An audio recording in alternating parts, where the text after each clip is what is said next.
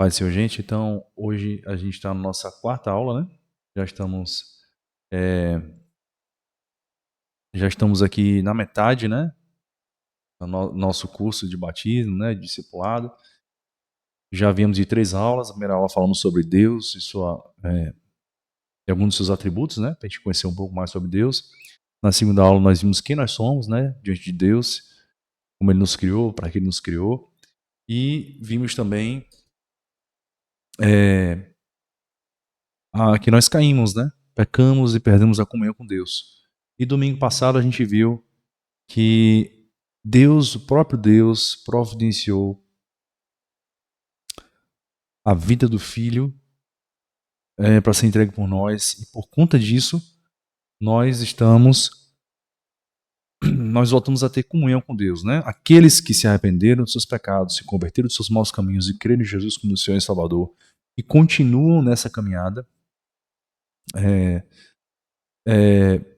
agora estão juntos com o Senhor, né, em comunhão com o Senhor. E aí, como é que tá o áudio para vocês aí? Tá bem? No geral? Para a Margarida tá Tá baixo. ok, tá ok. Tá ok? Aumenta um pouquinho o volume, Margarida. Acho que o pessoal aí tá beleza. Deve ser por aí. Então, agora estamos religados, né? Religião significa isso. Religado, reconectado com Deus. E aí agora, agora nós nos convertemos, né? Estamos andando com o Senhor e agora a gente precisa aprender algumas coisas que são importantes na nossa caminhada com o Senhor, né? Que são as disciplinas espirituais, né? Algumas dessas disciplinas que a gente vai falar hoje aqui. A gente vai falar hoje sobre a oração, a gente vai falar hoje sobre a leitura da palavra de Deus, né? O conhecimento da palavra de Deus. A gente vai falar hoje sobre jejum também, certo? São algumas, não são todas, as disciplinas espirituais que nós temos aí na Bíblia, mas são as principais, digamos assim, né? Então, vamos começar lendo aqui em 1 Coríntios capítulo 9, versículo 24 em diante. Paulo escreve o seguinte: Não sabeis vós que os que correm no estádio, todos, na verdade, correm, mas um só leva o prêmio? Correi de tal maneira que o alcanceis. Todo aquele que luta, de tudo se abstém. Eles o fazem para alcançar uma coroa corruptível. Nós, porém, uma incorruptível. Olha só, Paulo está fazendo um paralelo aqui do atleta, né? Do atleta olímpico. O que é que ele faz? Ele faz exercícios físicos, treinamento, alimentação rigorosa, se abstém de diversas coisas para que ele tenha um desempenho bom, né? E ele possa ser o melhor entre aqueles que estão correndo. Esse é o objetivo de todo atleta, né? Correr ou fazer o que for, né, da sua atividade olímpica para que ele seja o melhor. Então ele se abstém de o que for preciso, né? Ele concentra o tempo da vida dele lá no treinamento para ser o melhor de todos. E para que eles fazem isso? Para alcançar uma coroa corruptível, uma medalha corruptível que se corrompe, né? E só que Paulo fala o seguinte: nós, porém, corremos para uma coroa incorruptível e não vai se corromper, certo? E aí ele fala: pois eu assim corro, não como uma coisa incerta, porque quem corre, né, quem corre nos estádios, quem corre ou faz alguma atividade olímpica, ele corre, mas ele não sabe se ele vai ganhar, né? Não é certo que ele vai ganhar. Nós não, nós corremos para uma coisa certa, que é Jesus. Aí Paulo fala: assim combato não como batendo no ar, antes subjugo o meu corpo e eu reduzo a servidão, para que pregando aos outros eu mesmo não venha de alguma maneira a ficar reprovado, né? Então Paulo está falando o seguinte: olha, se uma pessoa se exercita, tem uma disciplina enorme para poder tentar e nem sabe se vai conseguir alcançar uma coroa corruptível, que é a premiação, né? Nós precisamos também nos disciplinar, correr, né? Só que aí num sentido figurado, e nós temos que avançar na nossa vida espiritual, né? Em outras palavras, isso é que Paulo está falando. subjugar o nosso corpo, né, às coisas do Senhor. Vamos lembrar que, apesar de nós termos nos convertido, nós somos, sim, perdoados por Jesus, lavados pelo sangue de Jesus, né? Porém, o que acontece? Ainda temos esse componente aqui, ó, o nosso corpo, né? O nosso corpo, ele continua, né, caído, ainda continua com desejos carnais, né? Desejos ruins. Tanto é que Paulo vai falar que existe uma luta entre a nossa carne e o Espírito Santo de Deus em nós. Porque eles são opostos, né? A carne quer praticar pecado e o Espírito Santo de Deus quer nos santificar. Então a gente está nessa nossa condição hoje, né? Como servo de Deus, como crentes, até o dia que Jesus voltar, o dia que a gente venha dormir no Senhor, essa luta vai existir. Essa luta vai continuar acontecendo, né? E o que é que a gente tem que fazer? Dar voz ao Espírito Santo de Deus, né? E subjugar o nosso corpo a servir, a andar com o Senhor, a andar em santidade, né? Não desejar as coisas do mundo, não é isso? Então é isso que a gente precisa fazer, né? E aí como é que a gente faz isso? Como é que a gente vai fazer isso, né? Que coisas são essas que Paulo fala? Paulo fala de servir, sim. Servir, claro. Nós precisamos servir uns aos outros. Na vida cristã, a vida de serviço, né? Tanto é que agora, amanhã vai ter um treinamento na igreja para quem quer que seja, e queira servir, vai começar a fazer um treinamento na igreja para poder trabalhar, né? E olha só, a vida cristã é uma vida de trabalho. Só que agora nós continuamos o nosso trabalho normal, que a gente sempre teve. Logicamente, se eu tinha um trabalho que não era bom, eu trabalhava com uma coisa equivocada, eu não vou mais trabalhar, né? Se eu fazia trambique ou coisa errada, logicamente que agora eu não vou mais fazer isso. O que eu quero dizer é, a gente continua trabalhando normal, né? Tem conta para pagar, tem família para alimentar e tudo mais. A gente continua trabalhando. Só que agora nós adicionamos um novo componente, porque passamos também a servir ao Senhor, né? Trabalhar para o Senhor, fazer a obra dele, né? Antes a gente servia ao mundo e fazia as obras do mundo. Agora a gente serve ao Senhor e agora vamos fazer as obras dele, não é isso? Então é importante entender, vida cristã está totalmente conectada com servir ao próximo, servir a Deus e ao próximo, amar a Deus e amar ao próximo, né? Não existe vida com Jesus em que eu não faça absolutamente nada. Não existe isso, não é possível. Claro que existe um processo de aprendizado, né? A gente vai aprender para poder trabalhar e tudo mais. Mas se amanhã vocês quiserem servir na igreja de alguma maneira, já sabem, está tendo treinamento na igreja amanhã. Participem, isso é muito importante. Porque é no trabalhar e no servir ao Senhor que a gente vai desenvolvendo comunhão. Vá, minha irmã, vá mesmo. A gente vai desenvolvendo comunhão, a gente vai conhecendo mais irmãos, a gente vai trabalhando junto, né, fazendo amizade na igreja. É muito bom, eu vou falar a você. Eu sempre busquei servir, trabalhar de alguma maneira. Já trabalhei fazendo café nos Estados Unidos, na igreja lá. Já trabalhei cantando na igreja, já cantei. Mas sempre trabalhei voltado para a área de ensino, né? Que é um chamado que o Senhor me deu. Então, ainda que você não saiba qual é o seu chamado ainda, sirva, que com o tempo você vai ouvindo a voz do Espírito Santo e ele vai te direcionando para fazer o que ele quer que você faça, certo? Mas, de todo modo, a gente vai falar, ter uma aula sobre serviço, né? Na nossa introdução aqui, uma vez reconciliados com Deus, agora temos uma relação de amor, amizade e obediência ao Senhor. Este relacionamento precisa ser nutrido e exercitado sempre por meio da oração, da palavra de Deus e do jejum.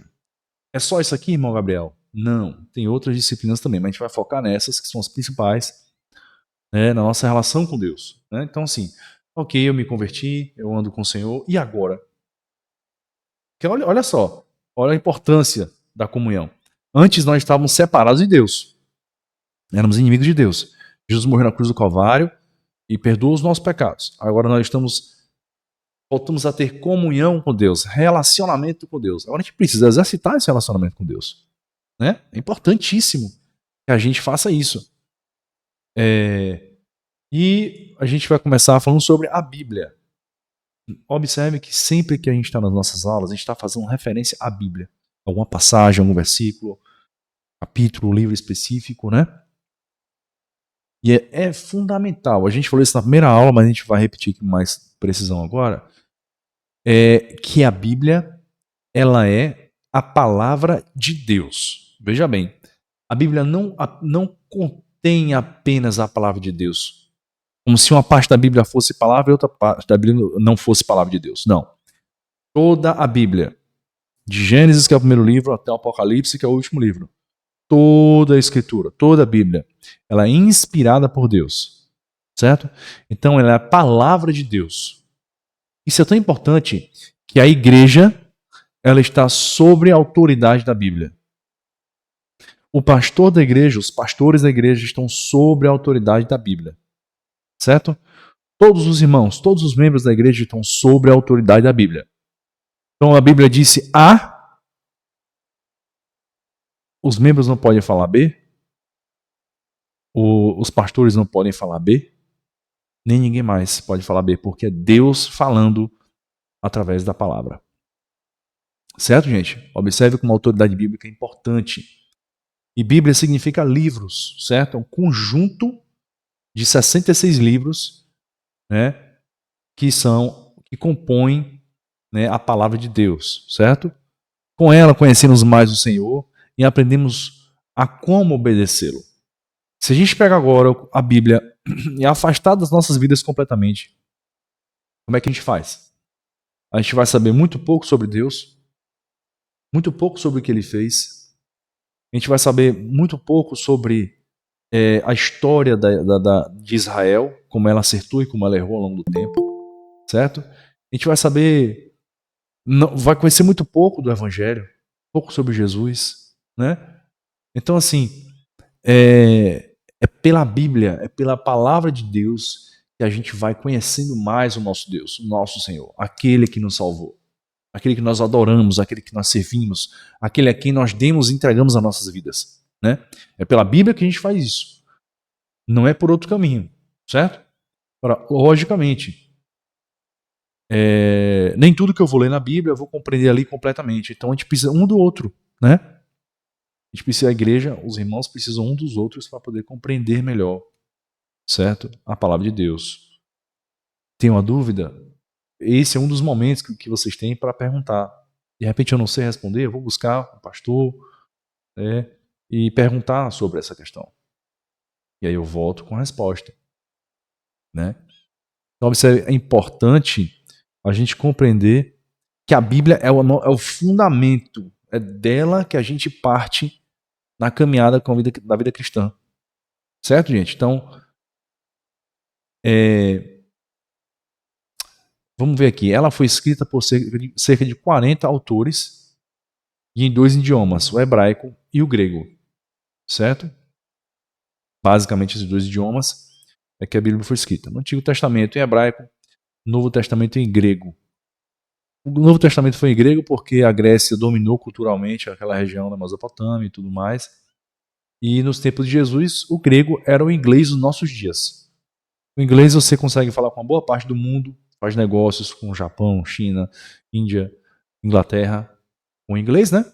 Na época de Jesus, o grego também é como se fosse uma língua assim, usada para negócios. Então as pessoas sabiam falar, não todas obviamente, mas a maioria das pessoas sabia usar o grego, né? Então o Novo Testamento foi escrito em grego. Então a Bíblia foi escrita por profetas, por reis, pescadores, criadores de gado e até um cobrador de impostos. Juntos os livros formam a Bíblia perfeita em unidade e harmonia. Isso significa, gente, que Isaías, que escreveu uma coisa séculos antes de Jesus nascer, né? Isaías escreveu uma coisa séculos antes de Jesus nascer. Tudo que ele falou vai estar em perfeita concordância com o que Mateus escreveu, por exemplo, no Novo Testamento, sobre Jesus. Certo? Não há um escritor da Bíblia que venha a contradizer o que o outro falou. Por quê? Porque apesar da Bíblia ter cerca de 40 autores, tranquilo, pode anotar. Se tiver dúvida, pode mandar. São 40 autores, 40 escritores, mas o autor é o Espírito Santo de Deus. Quem inspirou esses homens foi o Espírito Santo de Deus. Obviamente, cada um escreveu um estilo literário diferente, com uma forma de escrever diferente, de relatar diferente, porque a personalidade dos escritores está impregnada ali nos textos, né? Mas a inspiração para escrever todas essas coisas, quem deu foi o Espírito Santo de Deus, certo? Então você vê que existem homens aí, e pessoas de diversas profissões, durante um intervalo de séculos entre um e outro, mas é o Espírito Santo de Deus foi quem foi dando, capacitando esses homens foram escrevendo o que escreveram, e hoje está em nossas mãos para a gente, é um privilégio nós termos esse conhecimento de Deus, exatamente, Ana Luísa, inspirados por Deus. E por isso aqui, em 2 Timóteo 3,16, 17 diz, olha o que Paulo está dizendo, toda escritura divinamente inspirada é proveitosa para ensinar, para redarguir, para corrigir e para instruir em justiça. Então, toda a escritura, toda a Bíblia, ela é inspirada por Deus. Certo? Ponto. A gente não pode pensar diferente disso, senão a gente entra num problema muito complicado. A gente entra numa areia movediça. A gente não sabe o que é, não saberia dizer, o que está escrito em Mateus é a palavra de Deus, mas o que escreveu em Atos dos Apóstolos não é a palavra de Deus. Não. Se a gente cair nesse engodo, a gente é um problema muito grande, porque a gente não vai confiar no que está escrito. Porém, a partir de hoje, compreenda, toda a Bíblia é a palavra de Deus. Isso é essencial, porque Deus foi quem inspirou. Paulo está dizendo, toda escritura divinamente inspirada é proveitosa. Né? Então, Deus inspirou os homens na palavra para escrever, né, os livros da Bíblia. E para que então é inspirado em que sentido, né? Para ensinar. Então a Bíblia é importante para que a gente aprenda e ensine, né? Aprender o que o Senhor nos ensinou e compartilhar, multiplicar isso com outros irmãos, né? Para ensinar, para redarguir, para corrigir, né? Corrigir os meus próprios caminhos. Primeiramente, os meus próprios caminhos. Então, a Bíblia ela serve para que eu ande no caminho reto do Senhor, né? Com o Senhor. E a Bíblia, ela serve para instruir em justiça e fazer as coisas corretas, discernir o que é certo do que é errado. Porque observe, o que é certo e errado não é mais aquilo que eu achava que era antes de Jesus, não. Né? O que é certo e errado agora eu vou conhecer também na palavra de Deus. Se antes eu já sabia que era errado cometer um assassinato, né? Eu já sabia que era errado. Hoje eu vejo na Bíblia Jesus dizendo que se eu desejar matar alguém, eu já cometi assassinato. Está errado. Se antes eu pensava que adultério era ter um relacionamento com a mulher fora do casamento, ou um homem fora do casamento, né? Seja para o marido ou para a esposa ali, hoje Jesus diz, eu compreendo porque a Bíblia ensina, e só o fato de eu pensar ou desejar a alguma outra pessoa, ou uma mulher, já estou cometendo adultério no meu coração. Então observe, há uma profundidade maior daquilo que é correto, que é justo diante de Deus. Né? Lembra que a gente está falando de um Deus santo, que a justiça dele é uma justiça moral perfeita. A nossa não é. Não é isso? Então a gente tem que buscar na palavra de Deus conhecimento para nos instruir em toda a justiça, naquilo que é correto, que o Senhor busca que a gente faça. Né? O caminho que o Senhor quer que a gente caminhe. O caminho de perdão, por exemplo. Jesus nos chamou para perdoar. Por quê? Porque nós fomos perdoados dos nossos pecados, que são infinitamente maiores do que qualquer coisa que alguém possa fazer contra a gente. Né? Então Jesus nos ensina a perdoar, nos chama para perdoar. E tudo isso, né, então é proveitoso para ensinar, redarguir, corrigir, instruir em justiça, para que o homem de Deus seja perfeito. Observe, para quê? Para que a gente seja perfeito, né? Não é que a gente vá atingir a perfeição, não. Mas que a gente busque o caminho de perfeição. seja perfeito. Então, nosso caráter é transformado, moldado, corrigido, as arestas são podadas, né, para que a gente busque a ser como é o Senhor. Né? Então, primeiro, muda o meu caráter, muda de dentro do meu ser, do meu caráter, das minhas atitudes, da minha forma de pensar. Né? Então, primeiramente, a Bíblia vai tratar, vai nos ajudar a gente, junto com o Espírito Santo de Deus, moldar o meu ser. Né? Por isso Jesus diz, isso, irmão, metanoia, transformação. Quem faz isso é o Espírito Santo de Deus. E essa transformação, como eu falei, não é a gente sozinho com a nossa força, não. É com o Espírito Santo de Deus e o nosso querer ser santificado, a gente vai ter o nosso caráter cada vez mais parecido com o de Jesus. Então, começa de dentro. Então, para que o homem de Deus seja perfeito e perfeitamente instruído para toda boa obra. Perfeitamente instruído para toda boa obra. Então, quer dizer, começa no meu caráter, eu tenho que andar corretamente, eu tenho que andar de uma forma que agrada ao Senhor, para, na sequência, eu também estar perfeitamente instruído para trabalhar para o Senhor. Para fazer a boa obra que o Senhor quer que eu faça. Não é qualquer obra não, gente, que a gente deve fazer, não. É a obra que o Senhor quer que a gente faça. São as obras que Ele quer que a gente faça. Certo? Então é isso. A Bíblia não é só um material para eu ler e ter conhecimento. Eu também preciso ter conhecimento? Absolutamente. Eu preciso conhecer primeiro para praticar. Mas Jesus diz que aquele que pratica a palavra dele é como um homem que construiu a sua casa sobre a rocha. Certo? Vem vendaval, vem tempestade, vem todos os intempéries que tem, né, contra a casa, e a casa não caiu. Já quando o homem que constrói a casa na areia, quer dizer, aquele que não ouve e pratica a palavra de Deus, é como ele que constrói a casa no alicerce de terra, vem chuva, vem tempestade, a casa cai, quão grande é essa queda. Né? Gleice, quer falar uma coisa?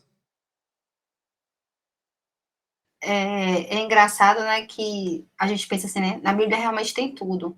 Outro dia eu tinha que corrigir minha menina por uma coisa errada que ela tinha feito. Sim. Aí eu coloquei lá no Google, né? Versículos da Bíblia que faz correção no filho. Certo. Aí eu achei vários, né? Isso. E aí quando eu fui corrigir ela, aí eu primeiro li, né, a Bíblia, o que é que dizia, expliquei a ela por que tinha que ser a correção, e a gente, depois eu corrigi. Aí foi engraçado que Anderson é meu esposo, né? Aí ele fez, e na Bíblia tem isso, eu fiz a Bíblia um manual, rapaz, a gente vai achar tudo lá. Tá tudo lá. Pelo menos as coisas mais importantes que o Senhor escreveu pra gente vai estar lá com certeza. A Bíblia nos ensina que a gente deve corrigir os nossos filhos, que a criança entregue a si mesma a vergonha da mãe e do pai. Significa que o pai e a mãe tem que estar em cima da educação dos filhos, né? Corrigindo lá o caminho da criança para que ela ande no caminho do Senhor. Então é isso mesmo, perfeitamente correto. Indo para o pessoal que fala que não pode bater em criança, a Bíblia diz que é para corrigir o filho com vara, né? Corrigir mesmo. Eu falei isso agora. Pois é, a Bíblia estava dizendo, olha, tem que corrigir, precisa tomar um surro de cinturão, vai tomar, uma sandália vai tomar, mas obviamente que tudo com muito cuidado, com muito zelo e com a intenção de corrigir para a criança aprender, né? Lembra que nós somos pecadores, gente, desde sempre. Então, lá nos coraçõezinhos dos nossos filhinhos tem lá uma vontade de competir, uma vontade de aparecer, briga pelo mesmo brinquedo, enfim. Quem tem filho sabe como é que é. A criança não é fácil, mas é bênção. A palavra de Deus diz que são herança bendita do Senhor. Nós temos responsabilidade de ensinar o caminho do Senhor para os nossos filhos, né? Então é isso. Para quê? Para que eles cresçam, né, como a gente ensinando a palavra de Deus para eles, para que eles cresçam homens e mulheres de Deus, para que sejam perfeitos e perfeitamente instruídos em toda boa obra. Importantíssimo, né? Por isso que a vida cristã não é teórica, ela é prática. Não existe aquele negócio, faça o que eu falo, mas não faça o que eu faço. Isso não existe, né? A gente deve andar no caminho do Senhor. Com isso eu quero dizer que a gente vai fazer sempre as coisas certas? Claro que não. A gente vai errar com os nossos filhos, vai errar com uma série de outras coisas, mas o Senhor nos chama para arrependimento e para fazer a coisa correta, né? De acordo com a palavra dele. Certo, gente? Então, o que é importante a gente fazer? Jesus disse em Lucas 11:28, antes, bem-aventurados os que ouvem a palavra de Deus e a aguardam. Então eu tenho que ouvir a palavra de Deus e guardar ela no meu coração. Por quê? Chegar ali na frente, tem uma situação difícil, eu já sei para onde ir. Né? Ouvir alguma coisa aí que alguém falou, eu já sei se é correto ou se não é, porque a palavra de Deus vai dizer. Né? Um dia desse eu estava vindo na rádio, quando eu estava indo para fisioterapia, um programa que fala de relacionamento no Jovem Pan. A mulher deu uma ideia tão errada pro cara. O cara casado com um filho, casado com a esposa e tem um filho, e aí tava tendo um problema conjugal. A mulher deu a ideia de separar por um tempo para ver se a mulher realmente ama ele. Lógico que não. A palavra de Deus diz pra gente amar a nossa esposa como Cristo amou a igreja. Portanto, eu tenho que perseverar no meu casamento até o fim, até o dia que eu morrer, a minha esposa morrer, e acabou. Casamento é isso. Né? Casamento é isso, é perseverar até o fim. Primeiro, pelo temor ao Senhor, porque a Bíblia diz que o Senhor odeia o divórcio. Né? A palavra diz que o que Deus juntou, não separem o homem. Quer dizer, o homem e a mulher se casaram, nem eles mesmos podem se separar, não devem se separar. Obviamente tem casos extremos de violência doméstica, não é disso que eu estou falando na média geral, nas situações normais, né? O homem e a mulher são, Deus juntou, não separe o homem, né? É isso que eu estou dizendo aqui. Portanto, como é que eu sei disso? Porque eu leio a palavra, porque eu vou conhecendo a palavra, o Senhor vai me refinando, vai me ensinando a ser um marido melhor, né? Pela misericórdia dele, pela graça dele, porque se não fosse por ele, eu não estaria em Cristo e estaria vivendo como o mundo vive, aí achando que casamento é qualquer coisa, juntou, pode separar depois casa com outro e por aí vai, e a gente sabe que não é assim que a Bíblia ensina, né? Então precisamos guardar a palavra de Deus no nosso coração. Salmo 119, 105, lâmpada para os meus pés é a tua palavra e luz para o meu caminho. Né? Então, sem a palavra de Deus, trevas. Trevas. Tipo assim, não pega mais nada. Uma luzinha aí, né? Não é trevas, não vê nada. Quando vem a palavra de Deus, a gente começa a enxergar as coisas, começa a ver, começa a discernir, ver o que é certo, ver o que é errado. O Senhor ilumina os nossos caminhos. Né? João 17, santifica-os na verdade, a tua palavra é a verdade. Então a palavra de Deus, gente, é a verdade. Entra século, sai século, entra milênio, sai milênio, a palavra de Deus continua verdadeira, certo? Fiel e santa para nos ensinar. A gente está falando de coisa aqui, gente, que parte desde a criação do mundo. Né? Pode vir as melhores tecnologias aí, a palavra de Deus vai continuar sendo verdade. Josué 1,8, não se aparte da tua boca o livro desta lei, antes medita nele de dia e de noite, para que tenhas cuidado de fazer conforme tudo quanto nele está escrito, porque então farás prosperar o teu caminho e então prudentemente conduzirás. A palavra de Deus vai transformando a nossa mente, conformando a nossa mente com a mente de Jesus, né? Por isso a gente tem que estar... É um momento do seu dia para você ler a palavra de Deus. Todos os dias, da mesma forma que a gente precisa comer e beber água para poder andar, para viver, né? A gente precisa da palavra de Deus para ter conhecimento de Deus. Para que a gente possa agir da forma correta, adorar o Senhor da forma correta, agradar o Senhor, né? Conhecer o nosso Deus, aquele que salvou a nossa vida, né? Então veja, é importante a gente estar atento que a palavra de Deus vai ser o nosso guia para sempre. Para sempre. Né? Quando entramos na vida cristã, andar com o Senhor, a Bíblia vai ser a nossa referencial sempre. Irmã Margarida, quer falar uma coisa? Oi, Gabriel, boa noite, quero sim. Boa noite, pois não. Boa noite, pessoal. Sobre essa questão do devocional. Tá. Existe, assim, todos os dias a gente tem que ter essa busca diária de leitura da palavra, oração, nosso momento com Deus. Isso.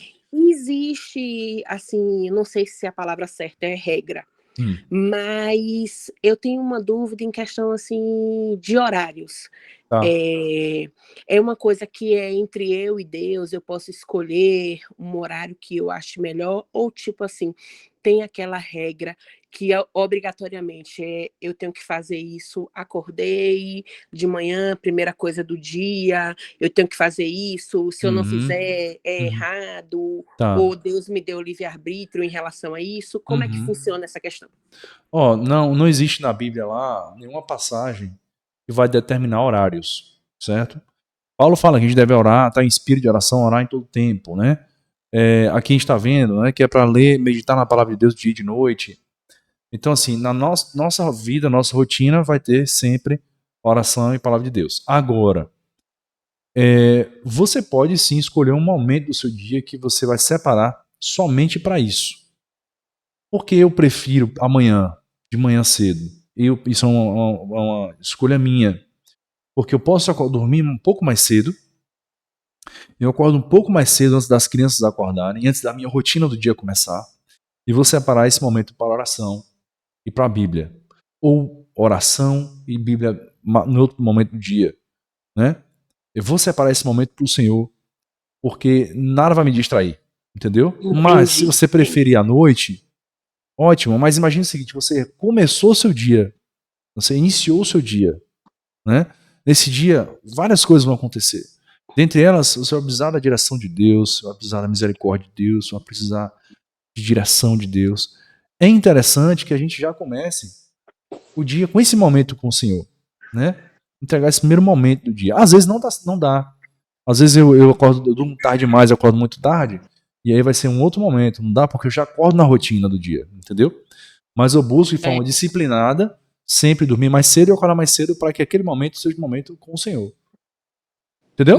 Entendi. Mas se você preferir à noite, não tem problema. Acorda de manhã, faz uma oração, lê uma passagem da Bíblia e vai para a rotina. Aí à noite você separa, ou meio-dia você separa um momento, né? Mas é importante ter esse momento mesmo, só você e o Senhor em oração, na palavra de Deus, diariamente. Diariamente. Certo. Tá bom? A minha questão era só essa mesma, a minha dúvida era só essa mesma em questão de horário. Tranquilo.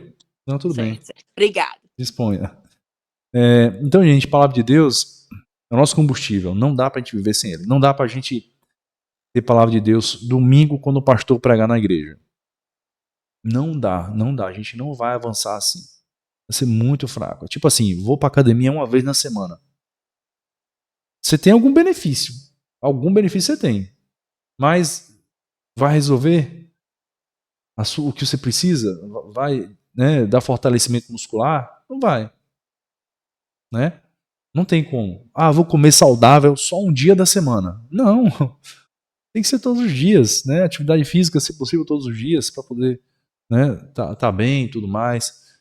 Da mesma forma, andar com o Senhor, vida com o Senhor, Bíblia, todos os dias, é importante. Oração. Oração é falar com Deus. Romanos 8,16. O mesmo Espírito testifica com o nosso Espírito que somos filhos de Deus. Gente, a gente estava separado de Deus. Inimigos dele. Agora somos filhos de Deus. O que a gente precisa fazer? Falar com o nosso Pai. Conversar, falar com Ele. Lembrando que Ele é o nosso Pai e o Criador dos céus e da terra. Né? Eu não vou falar de qualquer jeito, vou falar com reverência, vou falar com adoração, vou falar com o espírito quebrantado diante de Deus. Né? Isso é oração. Pois não, irmã? Acho que não sei quem levantou primeiro, se foi Heloísa, Margarida, mas fica à vontade.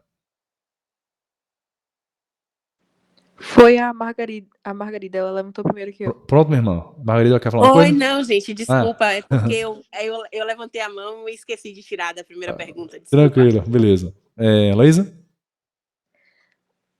Não é meio uma pergunta. Eu só tive uma reflexão agora, tipo assim, do nada. E eu queria perguntar se tá certo, né? Pra não ficar com coisa na cabeça. Certo. Eu acho que, assim, todo relacionamento, ele precisa ter confiança e diálogo. Então, tipo, se a gente não tem isso com Deus também, assim, Uhum. tipo, se você quer ter amizade com uma pessoa, mas você não fala com ela, você não dá um bom dia, não passa um tempo realmente conversando com ela, sua amizade não vai evoluir. Eu acho que é da mesma forma com Deus, porque, Exatamente. tipo, se você mostra a ele que você tá interessado na amizade dele, digamos assim, ele vai ser seu amigo. Mas caso contrário, né, não dá pra esperar as bênçãos de Deus se você não foca nele. É.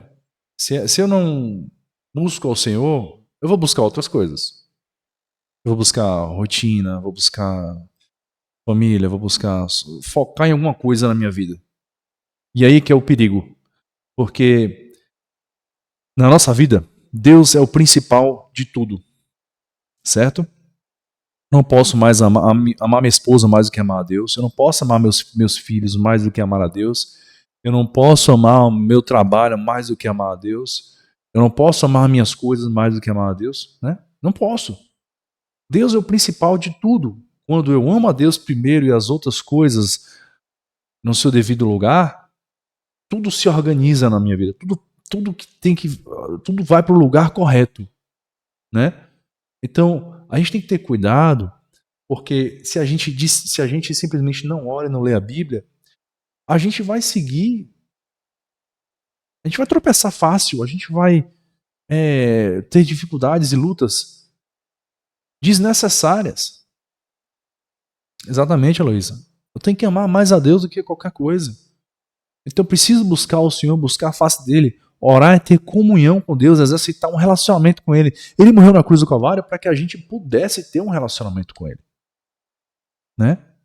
Oração é isso, é a gente falar com Deus. A gente vai ver, querido, através do Pai Nosso, mais ou menos como pode ser uma oração, né? Então Jesus mesmo espera que a gente ore. Mateus 6,5, e quando vocês orarem? Versículo 6, mas quando vocês orarem? Versículo 7, e quando vocês orarem?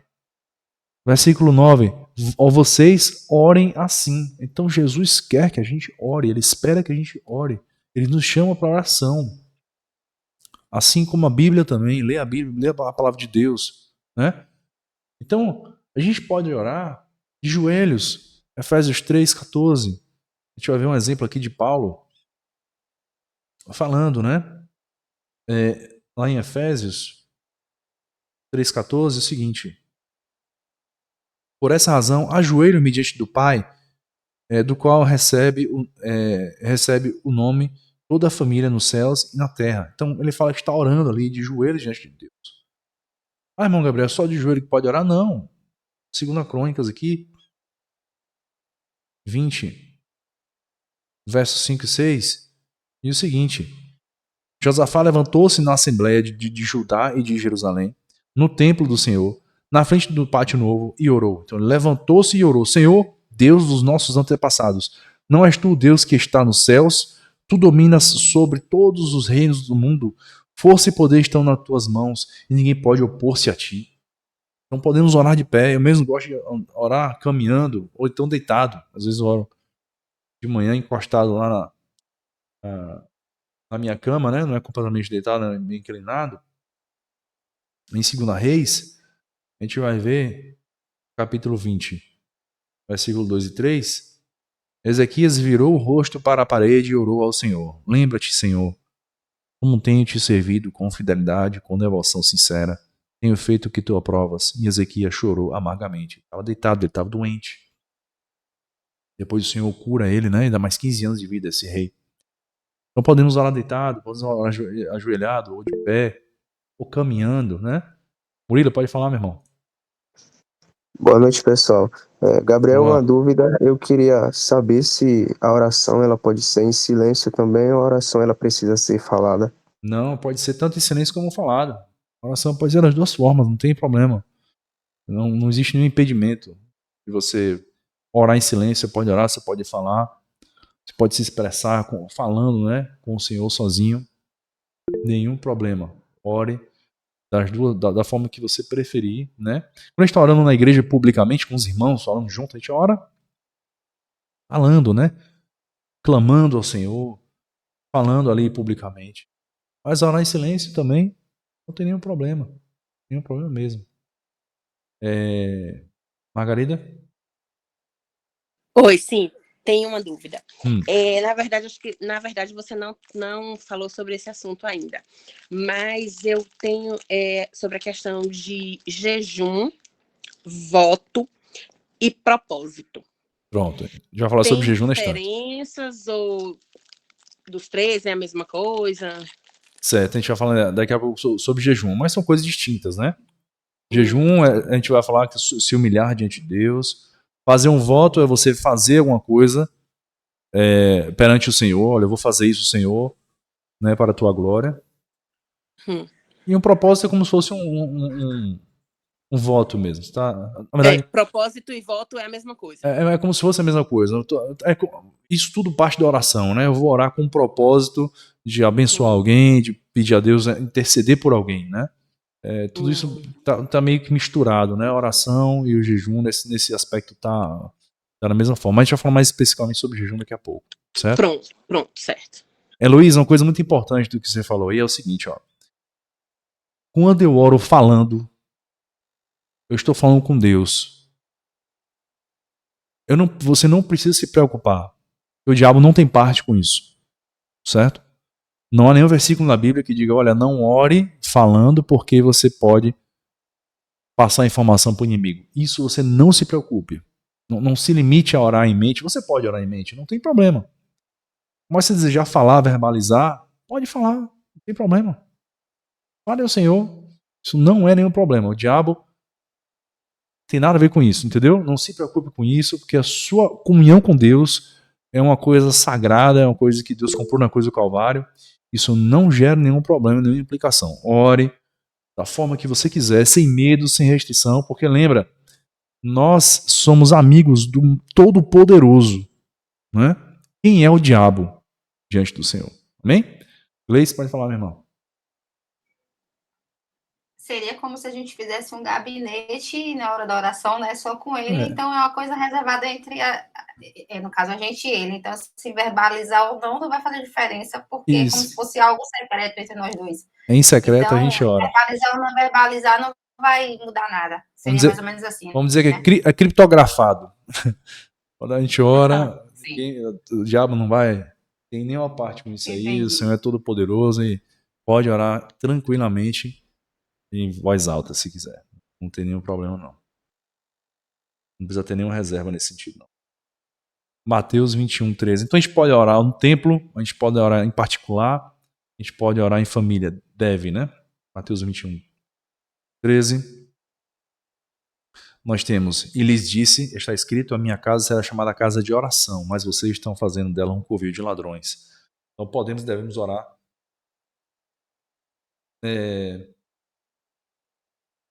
A gente deve orar no templo, né? Casa de oração, casa de oração.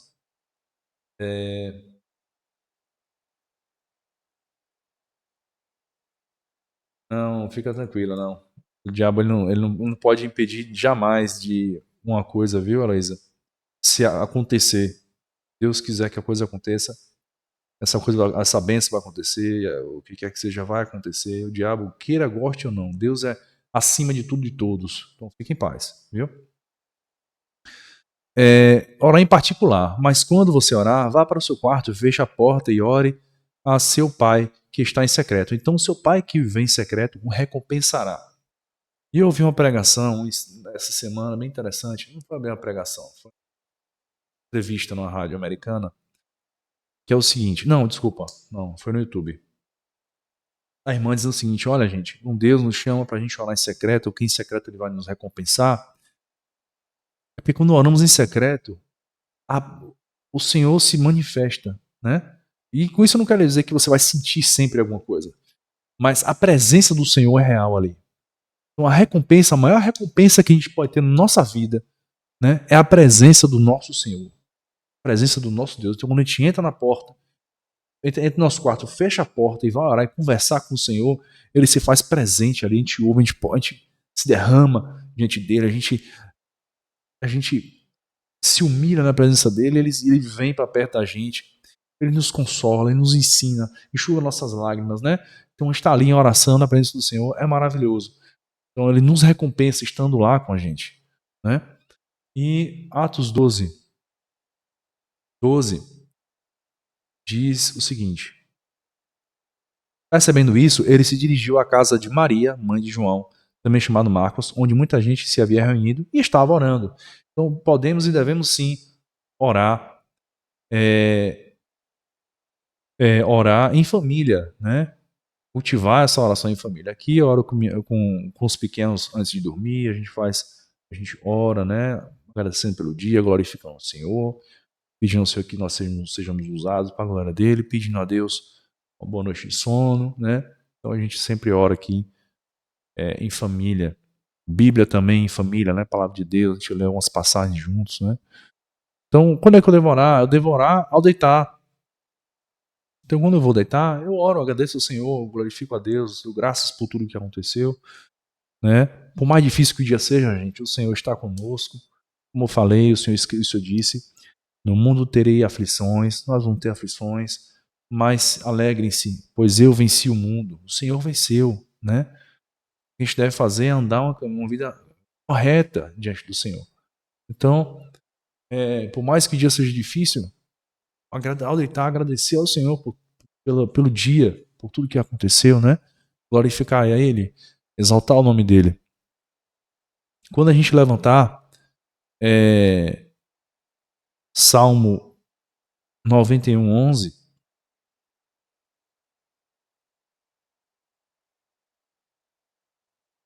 diz o seguinte: porque a seus anjos ele dará ordens ao seu respeito para que proteja todos os seus caminhos. Peraí, deixa eu ler errado aqui. Eu acho que eu vou ter passado errado aqui, gente. Não é essa passagem aqui não. Mas existem várias passagens na Bíblia que a gente vê o servo, a serva de Deus, né, acordando de manhã, buscando o Senhor na madrugada, antes mesmo do nascer do sol, orando, né, e buscando ali o Senhor. Por isso eu tenho essa preferência de manhã, já começar o dia na presença do Senhor. E por que eu tenho essa preferência? Porque existem várias passagens na Bíblia que falam, né, desse momento de oração de manhã, antes do dia começar. Então, eu passei a me disciplinar um pouco mais. Durmo um pouco mais cedo para acordar um pouco mais cedo.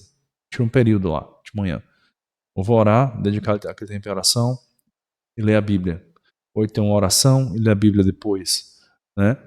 Mas eu acho interessante porque a gente vai ver que no Pai Nosso, né? A gente pede ao Senhor o pão daquele dia, né? Então, orar sempre. Oração sempre tem que acontecer na nossa vida. Faz parte da nossa vida, né? E aqui Mateus 6, vamos ler aqui Mateus 6, que é a oração modelo que o Senhor nos deu. 9-13, diz assim: vocês orem assim: Pai nosso que está nos céus, santificado seja o teu nome. E aqui, irmãos, é uma oração modelo que eu uso para direcionar a minha oração, certo? Muitas vezes, às vezes não, vou orando, né? De alguma forma que o Senhor vai me direcionando, eu vou querendo, mas muitas vezes eu uso essa direção aqui. Olha como começa a oração. Pai nosso que está no céu, santificado seja o teu nome. Então, a quem eu estou orando? Ao Pai, né? Então, não quer dizer que eu vou apenas memorizar e falar tudo isso aqui. Não, eu começo com esse momento. Pai nosso que está no céu, o Senhor é santo, o Senhor é glorioso. Eu adoro a Ele, eu falo com Ele, eu digo quão grande Ele é, quão maravilhoso Ele é, porque de fato aí a Bíblia nos mostra isso. Que Ele é acima de tudo e todos, que não há outro Deus além dEle, que Ele é o único Deus e criou os céus e a terra. Então eu endereço a minha oração ao Pai. Santificado seja o teu nome. Então, através da minha vida, o nome dele precisa ser santificado, guardado, né? Venha o teu reino. Então, pedir que o reino dele venha. E aí eu peço que famílias venham para o Senhor, peço que casas sejam abençoadas, peço que pessoas perdidas venham para o caminho de luz, o caminho do Senhor, né? Então eu vou desenvolvendo a oração nesse sentido. Venha o teu reino, seja feita a tua vontade, assim na terra como no céu, Senhor, e na minha vida a tua vontade prevaleça. Senhor, eu quero algumas coisas da minha vida, mas o mais importante é que a tua vontade prevaleça. Senhor, faz da minha vontade a tua vontade. Na verdade, é o contrário. Senhor, faz da tua vontade a minha. Quero que a vontade dele seja feita na minha vida. Porque a Bíblia diz que a vontade de Deus é boa, agradável e perfeita. A vontade dele é assim. E quer dizer que a minha vontade é má, desagradável e imperfeita. Porque o nosso coração é enganoso, lembra? Quer levar a gente por caminhos tortuosos. Mas não. O que eu quero é a vontade do Pai, a vontade de Deus, é a justiça dele, é fazer a vontade dele, é caminhar com ele, é ser como Jesus é. Esse é o meu desejo genuíno, é isso que eu quero, porque o Espírito Santo de Deus vai me direcionando por isso. A palavra de Deus nos diz para andar assim. Então, eu quero fazer a vontade do meu Deus, ainda que me custe todas as outras minhas vontades. Sabe por quê? Porque Jesus disse, olha, quem quiser vir após mim, né, para a glória, negue-se a si mesmo. Negar-se a si mesmo, eu preciso negar-me a mim mesmo. Ah, irmão Gabriel, eu sou assim, sou esquentado, sou estourado. Não. Não é assim. A nossa natureza tem que ser transformada junto com o Senhor. Então é pedir ao Senhor para que a sua natureza seja transformada, a minha natureza também seja lapidada, nosso caráter seja moldado. Aí se eu era estourado, agora você é um cara mais tranquilo, porque o Senhor está desenvolvendo isso em mim e eu estou buscando isso, né? Se eu tinha pensamentos equivocados, meus pensamentos vão ser mudados, transformados. O Senhor me ajuda com minha mente, com meus pensamentos. Né? Se eu era orgulhoso, vaidoso, não, agora eu segura a minha onda, não, agora eu vou andar com o Senhor. Agora eu vou ser humilde na presença dele. Vou servir a todos, né? E assim a gente vai caminhando. Então, Senhor, faça a sua vontade na minha vida. Seja feita a tua vontade na terra como no céu. Dá-nos hoje o pão nosso de cada dia. Então, infere-se essa oração no começo do dia, porque implica, Senhor, eu dependo do Senhor. Se não for o Senhor, eu não tenho o que comer, eu não tenho o que vestir, eu não tenho o que fazer nada, eu não tenho sustento, eu não consigo nem levantar da minha cama. Né? Então, Senhor, então dá o nosso pão, o nosso sustento. Né? Inclui-se também a palavra dele, o conhecimento dele, de andar com ele. Porque Jesus disse que nem só de pão viverá um homem, mas de toda a palavra que sai da boca de Deus. Procede da boca de Deus. Aí vem, perdoa as minhas dívidas assim como perdoamos os nossos devedores. Significa que eu preciso perdoar para ser perdoado. E se eu não perdoo, como é que eu posso pedir que Deus me perdoe? Então, Senhor, me dá um coração perdoador. Eu tenho dificuldade, Senhor, de perdoar, mas me ajuda, Senhor, a me quebrantar para que eu possa perdoar as pessoas. Porque as pessoas, gente, vão errar com a gente, assim como nós erramos com as pessoas. É pedir, Senhor, me ajuda a perdoar. Tire o orgulho dentro de mim, me ensina a perdoar. Todos nós, gente, precisamos disso. Todos. E não nos deixe cair em tentação. Então, nós precisamos do Senhor para que a gente não tropece. Precisamos do Senhor para que a gente não tropece. Não é pela nossa própria força que a gente não vai tropeçar. É pela misericórdia de Deus, pela Espírito Santo de Deus em nós. E, obviamente, a nossa vontade também tem que ser de não querer cair em tentação, entendeu? Então, eu preciso pedir, Senhor, não nos deixe cair em tentação, mas livra-nos do mal. É Ele que nos livra do mal. De todo mal é o Senhor que nos livra. Então, nós dependemos, gente, de tudo. Porque teu é o reino, o poder e a glória para sempre. Amém. Então veja, é uma oração de dependência, de entrega, de renúncia ao Senhor. Né? Isso nem sempre é fácil, mas é necessário. É necessário. O Senhor vai nos lapidando, vai nos ensinando, vai nos fazendo andar com Ele.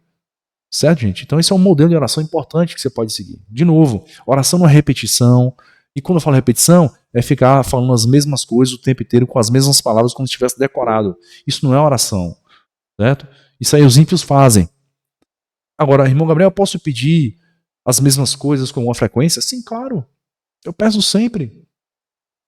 Pela minha casa, pelos meus pais, pela minha esposa, pelos meus filhos. Né? Que meus filhos sejam servos e servas de Deus, que andem no temor do Senhor. Né? Peço pela igreja, pelos pastores, pelo pastor da igreja. Peço pela missão, pelo discipulado, peço ao Senhor pela vida de vocês, para que vocês perseverem, andem com o Senhor. Peço isso com alguma frequência. E isso sim deve acontecer. O que eu quero dizer, a gente não pode fazer como o mundo faz, de ficar repetindo as mesmas coisas, como se repetindo fosse fazer alguma diferença para Deus. A Heloísa vai falar, minha irmã? Quando você falou sobre a questão de repetir, eu estava fazendo meus devocionais essa semana em Mateus. E eu lembro que quando eu estava lendo Mateus, né, Jesus ele falou sobre a oração, né, que ele fala o Pai Nosso. E antes mesmo, ele fala que não é pra gente usar vãs repetições como os tolos usam, como você falou. Porque, tipo, é melhor você fazer uma oração curta, porque antes mesmo de você orar, Deus já sabe tudo aquilo que você precisa. Então é mais fácil você fazer uma oração, mesmo que seja curta, uma oração sincera, do que você ficar 1 hora lá orando. Isso é a mesma coisa que você falaria em 10 minutos. Sim, o que o senhor está interessado com o coração, né? A gente pode fazer uma oração. Da mesma forma que a gente pode estar aqui conversando com alguém no telefone, estar entediado e só seguindo a conversa, a gente pode acabar indo para uma oração sem coração nesse sentido. O Senhor quer que a gente ore com o nosso coração, genuíno, né? De forma genuína. Então, quanto mais tempo a gente puder gastar de oração, como o nosso pastor direciona, sim, a gente deve gastar tempo. Mas é um tempo de qualidade. Não é 1 hora repetindo as mesmas coisas, né? Olha, tem tanta coisa pra gente orar que em 24 horas não daria, não caberia, certo? Mas a gente deve pegar o tempo que a gente tem de oração e entregar ao Senhor, orar e buscar a face dele. Isso é importantíssimo, certo? Gleice, pode falar, irmã.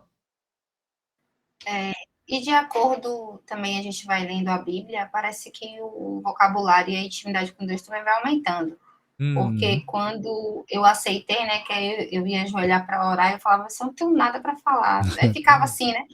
Aí, de acordo, vai lendo a Bíblia e você vai entendendo melhor e vai descobrindo a forma de falar com Deus. Exatamente. E a palavra, eu acho também que é importante para direcionar a questão da oração e como falar, né? Claro, a leitura bíblica, meditação na palavra e oração estão ligadas intimamente.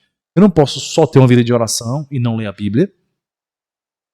Eu não posso só ter uma vida de Bíblia e não ter oração. Eu tenho que ter as duas coisas.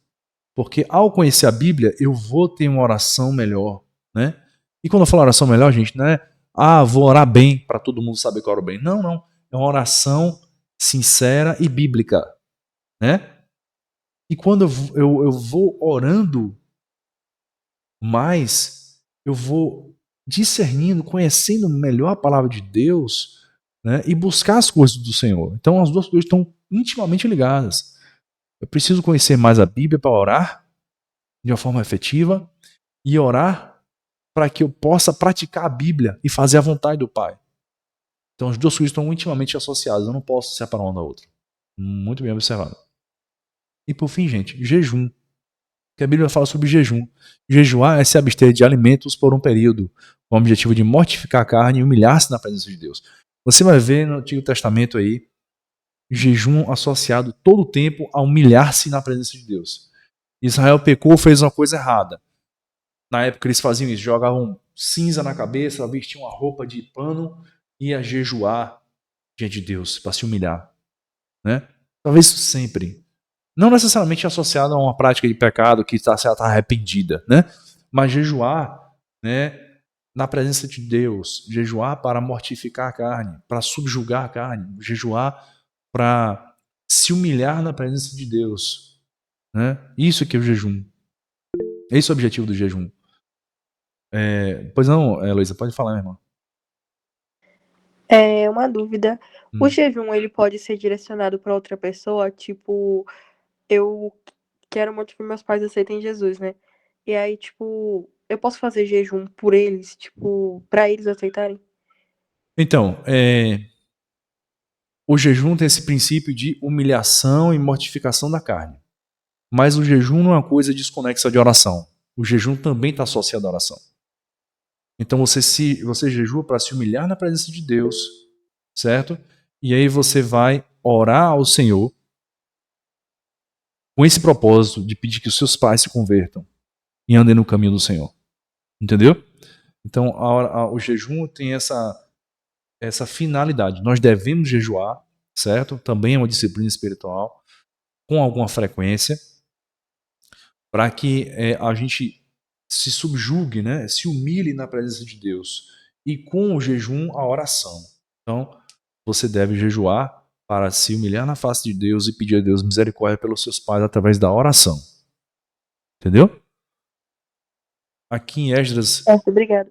Dispõe, minha irmã. Esdras 10, 6. Então, Esdras retirou-se de diante do templo de Deus e foi para o quarto de Joanã, filho de Eliasibe. Enquanto esteve ali, não comeu nem bebeu nada, lamentando a infidelidade dos exilados. Então ele jejuava, lamentando-se, porque os exilados estavam sendo infiéis ao Senhor. Então, provavelmente pedindo ali misericórdia do Senhor, né? E muito triste, porque eles estavam sendo infiéis à lei de Deus. Esther 4,16. E vá reunir todos os judeus que estão em Suzã e jejuem em meu favor. Não comam nem bebam durante 3 dias e 3 noites. E eu e minhas criadas jejuaremos como vocês. Depois disso, irei ao rei, ainda que seja contra a lei, e se tiver que morrer, morrerei. Então, é um jejum, mais uma vez, de humilhação diante de Deus, para, através da oração, ter esse propósito de que haja favor da rainha diante do rei. Naquela época tinha uma lei. Só pode entrar na presença do rei se o rei chamar. O rei chamou, ele inclina o cetro dele para a pessoa, apontando o favor. Se ele não inclinar o cetro, essa pessoa morria. Mesmo que fosse a própria rainha. Então a rainha Esther queria interceder pelos judeus. Ela ia entrar na presença do rei, não queria nem saber. Ainda que ela morresse, ela pediu jejum 3 dias e 3 noites, nesse sentido, para que houvesse favor de Deus e que ela não viesse a morrer. Atos 9:9. Por 3 dias esteve cego, não comeu nem bebeu. Aqui foi a conversão de Paulo. Ele ficou cego por 3 dias, não comeu nem bebeu. Ele jejuou, humilhando-se na face de Deus nesse período. Joel 2, 15 e 16. Toquem a trombeta em Sião, decretem jejum santo, convoquem uma assembleia sagrada, reúnam o povo, consagrem a assembleia. É separação, é separar-se, né? O jejum tem esse objetivo de consagrar-se ao Senhor. Separar esse momento, né, para o Senhor. De novo, não existe jejum sem oração. São coisas completamente ligadas. Certo, gente? Então é isso. A gente passou um pouquinho aqui o horário, mas essas são algumas das disciplinas espirituais que nós devemos exercitar sempre. Bíblia e oração diariamente. Jejum você vai estabelecer aí quando você vai fazer. Normalmente eu faço um jejum pegando direto da manhã, aí no almoço eu vou almoçar. Certo? Você pode passar um dia inteiro, mas normalmente eu faço assim. Você pode fazer uma vez na semana, 2 vezes na semana. Certo? E já se provou cientificamente que o jejum também é benéfico para a nossa saúde. Né? Mas independente de ser ou não ser, a Bíblia nos ensina, nos direciona a jejuar. A gente vai jejuar porque nós queremos obedecer à voz do Senhor e ter mais da presença do Senhor em nossa vida. Oração, jejum e Bíblia. Amém, gente? Então sejamos fiéis ao Senhor, direcionados ao Senhor, busquem ao Senhor diariamente, certo? Andem com o Senhor. A gente não pode viver uma vida sem oração, a gente não pode viver uma vida sem a palavra de Deus, senão a gente vai vivendo uma vida definhando, né? E pelo contrário, a gente quer ser forte, firme, né? Para testemunhar, fazer a vontade do Senhor. Irmã Margarida, pode falar.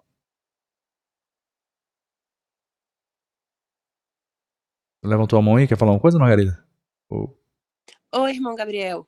Em questão do jejum, pode ser feito assim, vamos supor, um horário à noite, eu determino me alimentar até tal horário, durmo e procedo esse jejum, vamos supor, até meio-dia, 1 hora. Pode ser feito dessa forma? É correto? Pode, sim, claro. Teve um período que eu comia até 5 da tarde, 6 da tarde e foi. Não comia mais nada. Hoje, normalmente, eu faço pela manhã, mas jejum é se abster de alimento, né? Se abster de comer. Eu só falo, vou jejuar de Netflix ou jejuar de celular. Não, isso não é jejum. Jejum é alimentação. É não comer por um período. Era uma outra coisa que eu ia te perguntar também sobre isso que você falou. Eu senti, tem um determinado pedido, né? Que entre eu e Deus, e eu estou em oração em questão disso. E eu senti a necessidade de, eu conversando com a outra pessoa, aí a gente entrou nesse assunto de propósito e voto e tal. Mas aí a minha dúvida em questão é essa: se eu me abster disso, desse determinado uma coisa que vai me doer muito em prol desse pedido que eu fiz para Deus, isso seria jejum também, no caso, ou são coisas diferentes? Não, veja bem, isso não é jejum. Jejum é alimentos mesmo, certo? É a questão de alimentar o corpo. Então você vai cessar a alimentação por um período e depois vai retomar novamente, né? Porque, assim, às vezes a gente tem a gente traz umas coisas da cultura católica, o que é normal, certo?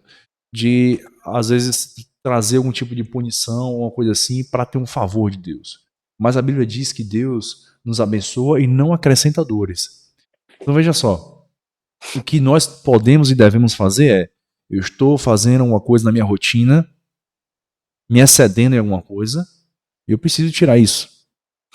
Porque a pessoa conversando comigo, ela falou assim, vamos supor, no meu caso, eu sou muito formiga, gosto muito de doce. Eu também. Então, aí assim, aí a pessoa chega e fala assim, por que você não fica até tantos dias sem comer doce? Entendi. Né? Isso aí, no caso, seria o propósito, não o jejum. Correto? Ou não? Minha irmã, a gente não tem uma coisa assim específica na Bíblia sobre isso. Entendi. De propósito e eu tirar uma coisa específica.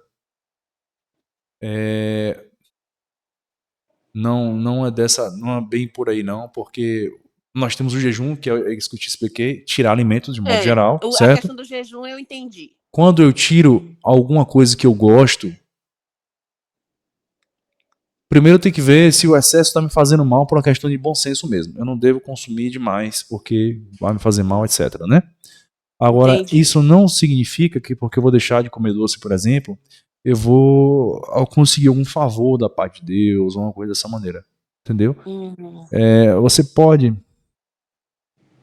É bom ver, vou ter com o pastor Valdeir mais uma coisa sobre, mais detalhes de como praticar isso. Mas, por exemplo, uma vez eu fiz um voto. Eu era corretor de imóveis, e aí eu falei, Senhor, a próxima casa que eu vender, eu vou entregar para a missão na África de um pastor conhecido, né? E eu cumpri meu voto. Vendi a casa e o valor que eu ganhei foi para a missão. E o Senhor me deu mais 4 vendas naquela mesma semana por causa disso. Não porque eu busquei o Senhor, fiz esse voto para que tivesse mais vendas, mas porque eu sabia que a missão precisava e era necessária, entendeu? Entendi. Nessa linha. Mas eu vou pegar a sua pergunta e vou passar para frente para ver se eu consigo separar isso de uma forma melhor. Tá bom? Pronto, tá bom. Obrigada. Me cobra depois. Valeu. Certo. Valeu. Gente, obrigado. Deus abençoe vocês. A gente passou um pouquinho o horário, mas foi necessário, né? Obrigado por terem vindo. Deus abençoe vocês. E a gente... domingo eu não vou estar na aula, certo? Vai ser o irmão João, vocês vão conhecer, homem de Deus. Vai dar aula no domingo no meu lugar, certo? E quarta-feira a gente se vê de novo. Tá bom? Deus abençoe e a gente vai se falando. Um abraço, gente. Paz, Senhor. Boa noite, pessoal.